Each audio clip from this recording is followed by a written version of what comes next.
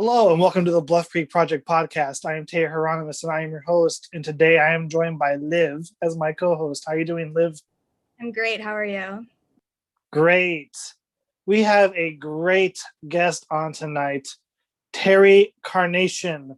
He is into the paranormal and supernatural. And if you're asking me, it's all the same, but it's super fun. So Terry, how are you doing?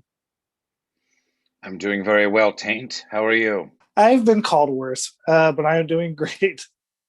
Excellent. Hi, Liv. How are you? I'm doing phenomenal. Excellent. Liv, you look like you're about 9 years old. I think you're far too young to be engaged in podcasting. Are you even old enough to listen to podcasts?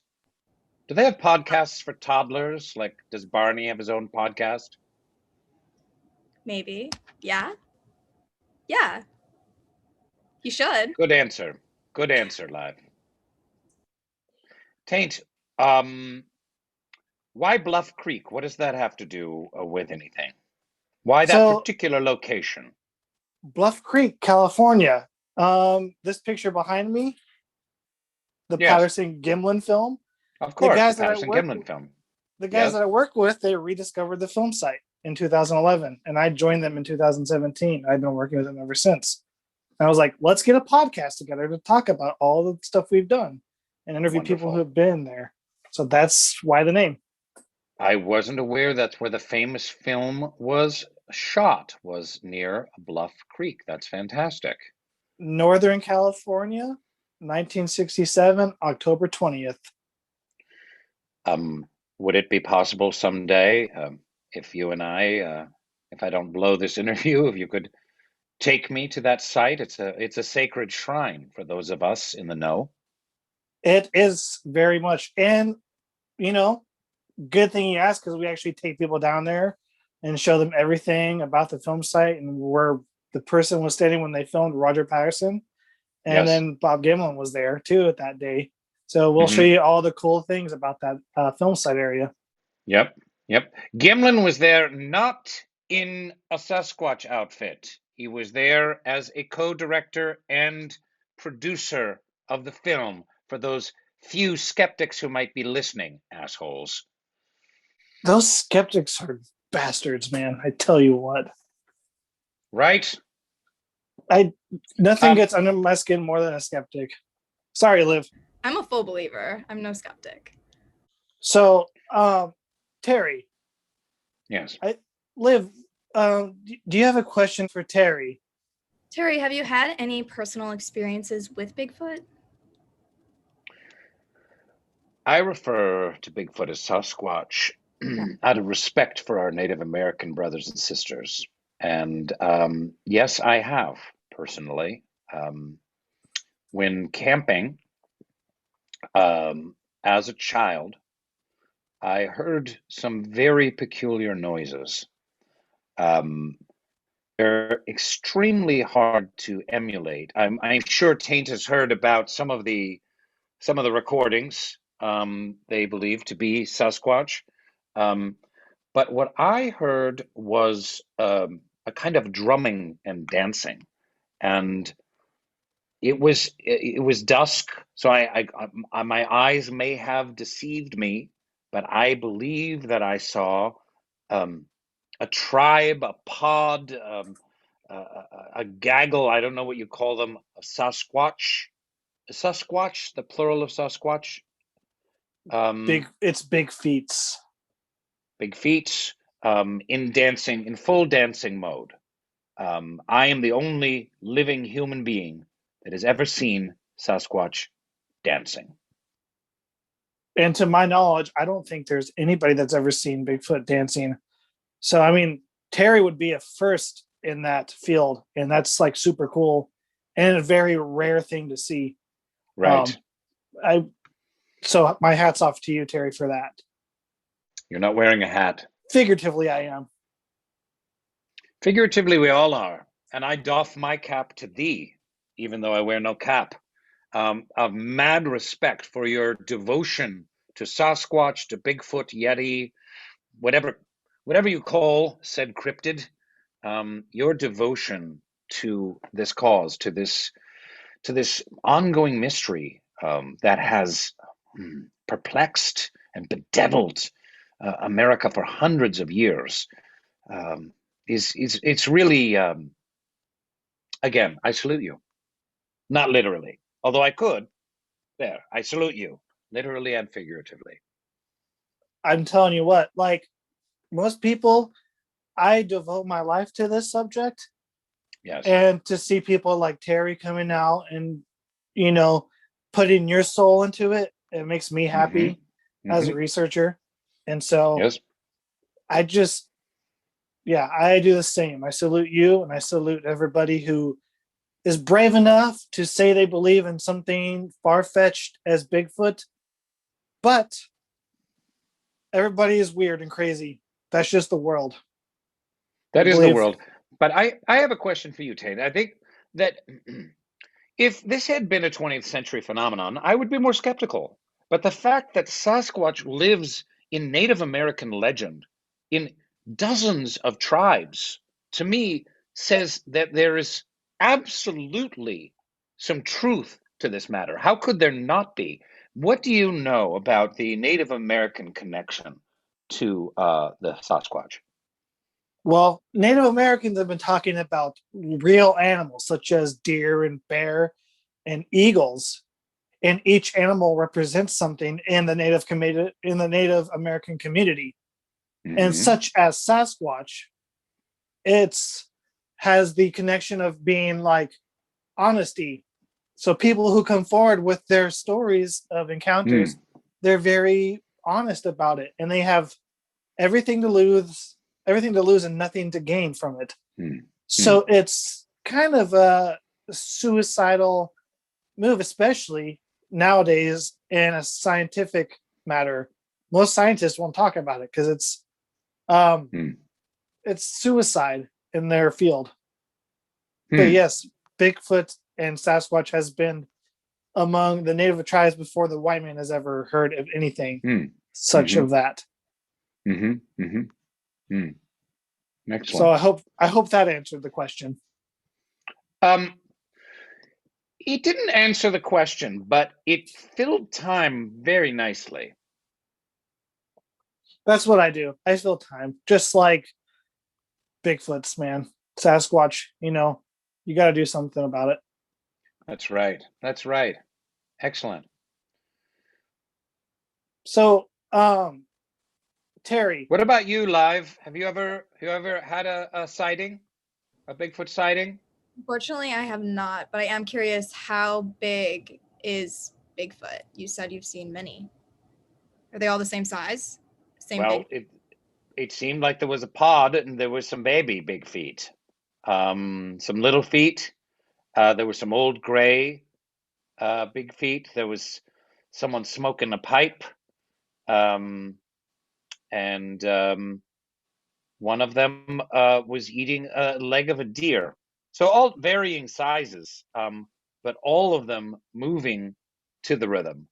The rhythm created by what appeared to be kind of an elderly, hunched over Sasquatch pounding on a tree trunk with a rock in a rhythmic fashion. But, you know, it makes total sense. Creatures need to move. Dance is one of the oldest celebrations of life. I got a question. What song were they dancing to? I mean, they hear things in the wilderness. Maybe they make up their own tunes. Or was it like something like the Bee Gees would write? Or something like, I don't know, the B-52s, something like of that nature? Well, thanks for asking. It was obviously nothing so modern. It sounded more like "Kum, kum, kum, kum, kum," like that. So, you know, house music, I suppose. Yeah, like something you would cling to. Yeah, exactly. Like if you go to YouTube and you want like 8.5 hours of house music, and you click on it, and it's just got that one kind of beat kind of running throughout. That's really what we're talking about. That's like amazing. I never heard of that. So that's like I got to mark that down in the books, because that's going to help like researchers in the field when they're hearing that kind of stuff for sure. What are these mysterious books in which you're going to mark this down, Taint? Just like books, like like if I decide to write my own book, it's going to be in the notes because there's various researchers who've written books like Jeff Meldrum, who's he's in anthropology and feet anatomy, and he's one of the he's actually one of the only scientists PhDs in the field that will really willingly talk about this subject. So that's really cool. So that's one example of it. Wonderful. Excellent. How much time do you actually spend going out researching and being in the field trying to have a encounter with these creatures? Tate, thanks for asking. I wish I had the time to research. I am more of a what am I? I open up conversation. I'm a conversation starter. My catchphrase, as it were, is I'm open to all possibilities. On my AM late night radio show, Dark Air, people call in with all kinds of questions and experiences about the supernatural, the paranormal, the occult, and I'm there to facilitate discussion, to open people's minds, to open people's hearts, and to bring people together and to bring people ever deeper into the mystery. There's no mystery left in the world, Taint. Mystery is dried up like a spittle upon a hot summer sidewalk. And I think that mystery needs to be cultivated, nurtured, excavated. It's a rich, beautiful tapestry that we live in, and a dangerous one as well. Don't get me wrong. There is a great deal of unknown threats and dangers out there. Now, speaking of that, do you view Sasquatch as any kind of threat? Have there been any known attacks? I have heard of reports of that happening. Yes. I myself have actually had 3 encounters with a Bigfoot. And out of those 3 encounters, 2 of them I can say were definite encounters in Southern California. And out of those 2 definite ones, they have not been life-threatening in any way. And then other friends that I have that do it professionally, that are on TV shows that do it, they haven't had any really life-threatening altercations with Sasquatch or Bigfoot. So to answer your question, no, I don't think they're violent or it's anything life-threatening about them. Okay, good to know. Yeah, so I think if you're out in the field, you're going to be very safe with these creatures. It's just if you're afraid of the dark, that's a little life-threatening sometimes. You might step off a cliff or something, or trip on a rock and break your ankle or something. You got to be careful in that regard. Now, the Patterson Gimlin film, it's believed that the Bigfoot that was captured on film was a female. I'm wondering why we think it was a female. I'm assuming that there was no big, for lack of a better word, hairy penis visible, and therefore it must have been a female. But could not a male Sasquatch retract its phallus up into its abdomen? Well, it could, but the phallus would be very large because we're talking about an animal twice the size of a human sometimes. So unless it was a she-male Bigfoot, I don't think that would be the case. Because if you look at a really high definition picture of the Patterson Gimlin film subject, which is named Patty, you can clearly see breasts on Patty, the Bigfoot in the film. So you can. Yes. I wasn't aware of that. I wasn't aware. You very well can, and it's very prominent. And so that's why she is known as Patty. named after the guy who shot the film, Roger Patterson. His name is Patterson. His wife's name is Patricia Patterson. So Patty. My mother's name was Patty. Was your mother into cryptizoology at any point of her life, or all of her life? I am the first in my family to be obsessed with the cryptid mythology and zoology. Zoology. Do you think we would have Bigfoot in the zoo sometime soon, hopefully? Well, zoology is simply the study of and categorization of animal species, and perhaps it's an insult to Sasquatch to call them an animal, because they seem to be, as frequently referred to, some kind of missing link, some kind of link between the human and the ape or the bear. And as we go down this road, what about the skunk ape? Thoughts? Yes. I am in Florida currently. Skunk ape, I put it this way. You think of different parts of the country for Bigfoots. They have different names for them. Like in the Pacific Northwest, you got Sasquatch. Over here on the East Coast, like in Florida, you got skunk ape.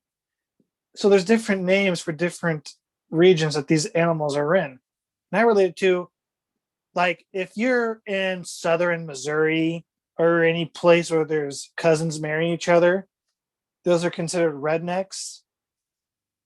They're people. They're not different. So a Sasquatch is a Sasquatch. That's just what the eastern coast and northern Florida gave the name of Bigfoot. They're still Bigfoot. Okay. Excellent. All the same creature, not maybe cousins, maybe related slightly, but not a different cryptid altogether. Exactly.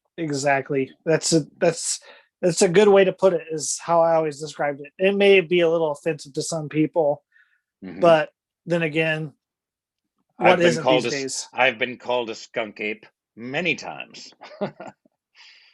I've been called. My first wife called me. Yes. No, you go ahead. I was just saying, my first wife used to call me a skunk ape when she was climaxing. So I think she had a fetish for the skunk ape. That's the only thing I can assume. She would insist before lovemaking that I not bathe for a minimum of 8 days. You said skunk ape. Your first wife had a fetish with a skunk ape. I'm assuming she left you for a skunk ape. Is this true? Oh, good guess, good call. No, she left me for a refrigerator repairman named Carl. In a way, he is a kind of skunk ape, but no such luck. She would have been better off. He was frankly, he was an alcoholic who beat her. So that's like the hardest thing I've ever heard. I mean, brutal. It is brutal. Liv, thank you. It's Liv, thank you for that. Thank you for that insightful comment. You've adding to the commentary. Thank you very much. Liv, what do you have to say about this? This is like, it's gut wrenching. I mean, would it be all right if I ate asparagus on your podcast? I would love nothing more. Yes, please do. Continue, Liv. This is the first I'm hearing of the skunk ape. I am sorry for your experience, Terry. It sounds really horrible. I've never difficult myself. It was quite difficult, but what doesn't kill you makes you stronger. That's exactly what the Joker said in the movie The Dark Knight. Something like that. Yeah. I'm a good movie buff in the alternate universe. Yes. Good. Well, listen, I must move on to my next podcast. Thank you so much for having me. It's been a sheer delight. Keep up the great work, bringing people together, thought-provoking discussions, about Big Feet, Sasquatch, Yeti. And we must have you on Dark Air sometime, Tate. I will be honored, and I will love to talk about anything Bigfoot or whatever related. You just let me know. Well, our first episodes are out wherever good podcasts are found on April 1st via Audio Boom on Spotify, Apple, wherever you get your fine podcasts, with episodes dropping every week thereafter for the next 15 weeks, and hopefully on and on forever. So go check out Dark Air with Terry Carnation, everybody. It's going to be a great podcast. I'm looking forward to it. Wonderful. No, go ahead. Yes, sir. No, please. I interrupted. Zoom is a fickle mistress. The timing of the Zooms. It really is. I was going to say, yeah. Like I said before, check out Dark Air with Terry Carnation, dropping April 1st. Until next week, we are the Bluff Creek Project Podcast.